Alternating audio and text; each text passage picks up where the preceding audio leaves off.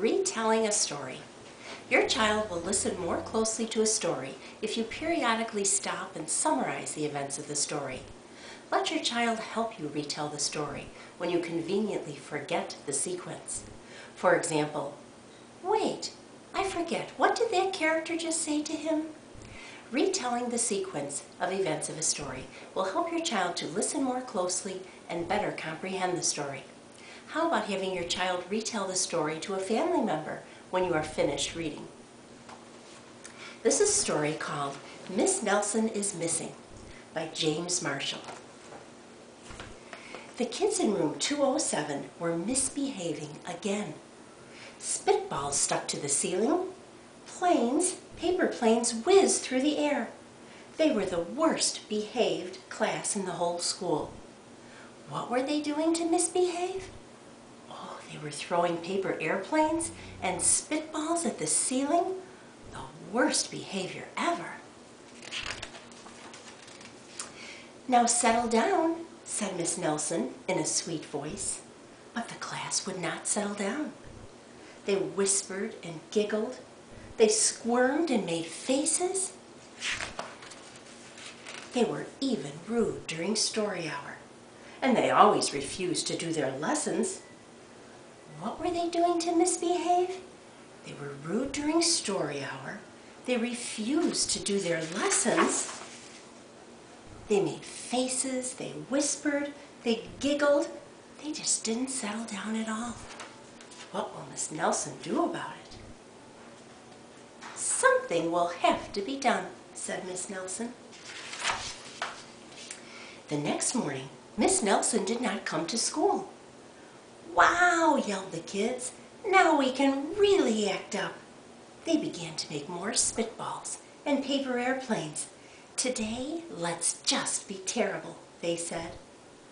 Not so fast, said an unpleasant voice. Look at the children.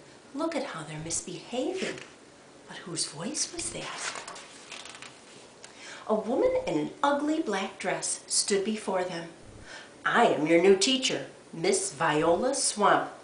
And she rapped the desk with her ruler. Where's Miss Nelson? Asked the kids. Never mind that, snapped Miss Swamp. Open those arithmetic books. Miss Nelson's kids did as they were told. Why were they suddenly listening? Miss Viola Swamp came in. She seemed very mean. She even looked mean with that black dress on. They could see that Miss Swamp was a real witch. She meant business. Right away, she put them to work. She loaded them down with homework. We'll have no story hour today, said Miss Swamp. Keep your mouths shut, said Miss Swamp. Sit perfectly still. And if you misbehave, you'll be sorry, said Miss Swamp. So what kind of rules is Miss Swamp making? They have to be quiet. They have to sit perfectly still. They have to work right away on their arithmetic.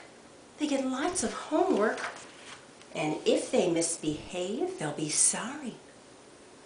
Days went by, and there was no sign of Miss Nelson. The kids missed Miss Nelson. Look, they're looking out the window for her. Maybe we should try to find her, they said. Some of them went to the police. Detective McSmog was assigned to the case. He listened to their story. He scratched his chin. He said. I think Miss Nelson is missing. No kidding. Detective McSmog would not be much of a help. Other kids went to Miss Nelson's house. The shades were drawn tightly, and no one answered the door. In fact, the only person they did see was the wicked Miss Viola Swamp coming up the street. If she sees us, she'll give us more homework. They got away just in time. So how are they trying to solve this mystery? Some of them went to Detective McSmog, and some of them went to her house to see if they could find her. But what did they see there? The shades were drawn tightly, and they saw Miss Viola's Swamp coming down the street. They ran so they wouldn't get any more homework. Maybe something terrible has happened to Miss Nelson. Maybe she was gobbled up by a shark, said one of the kids. There she is. But that didn't seem very likely. Maybe Miss Nelson went to Mars, said another kid. But that didn't seem likely either. Here she is with her spaceship on Mars. She's taking a walk and looking back at the Earth. Not very likely. I know, exclaimed one know-it-all. Maybe Miss Nelson's car was carried away by a swarm of angry butterflies. But that was the least likely of all. Let's see what ideas they had. She was carried away in her car by a swarm of angry butterflies. She went to Mars to get away. Or she was eaten by a shark. Not very likely ideas. The kids in room 207 became very discouraged. It seemed that Miss Nelson was never coming back, and they would be stuck with Miss Viola's Swamp forever. They heard footsteps in the hall. "Here comes the witch," they whispered. So, how are they feeling right now? They're feeling pretty discouraged. They want Miss Nelson back. They're hearing the footsteps. They're afraid it's Miss Viola's Swamp again. "Hello, children," someone said in a sweet voice. It was Miss Nelson.